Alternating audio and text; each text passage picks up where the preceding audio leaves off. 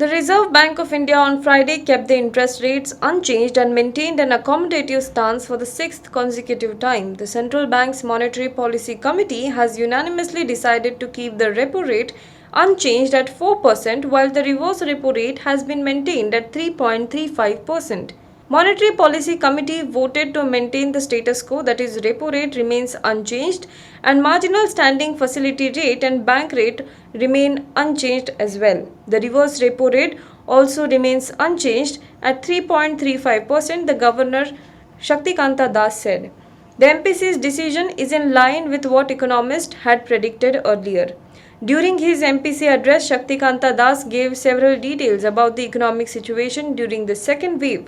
He, however, maintained that the second wave has not hurt the economy as much as the first wave. The Indian team, which was in Dominica to get Mehul Choksi to India after his possible deportation, has left the Caribbean island without the fugitive businessman, sources said. The 8-member team, including 2 officials from Central Bureau of Investigation, had landed in Dominica on May 28 to get Choksi if he is deported to India. The Bombardier Global 5000 business jet of Qatar executive departed from the island at 8:10 p.m. on Thursday. Mehul Choksi remains at the Dominica China Friendship Hospital under police guard. Mehul Choksi, the absconding diamond trader, is unlikely to return to India at least for the next 1 month. The diamantaire, who is facing possible deportation to India, is being heard by 2 courts in Dominica in 2 separate matters.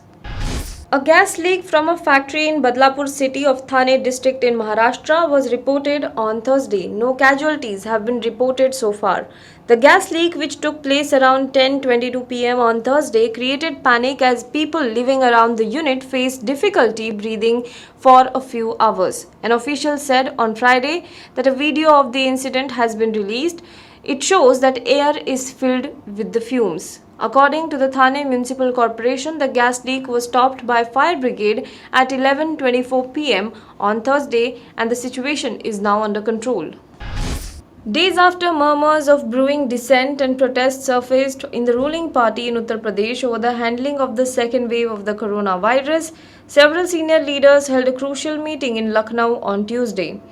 A major reshuffle in Uttar Pradesh cabinet is also likely in the next few weeks as new faces could be inducted into the state government. The sources have also indicated a major organizational changes ahead of the Uttar Pradesh Assembly election 2022. The Bharatiya Janata Party will contest the UP polls under the leadership of CM Yogi Adityanath and the state president Swatantra Dev Singh. Hours after the Madhya Pradesh High Court directed the striking junior doctors in the state to resume their duties within 24 hours, terming the protest illegal, nearly 3,000 medicos resigned from their post. The doctors also announced that they will challenge the High Court ruling.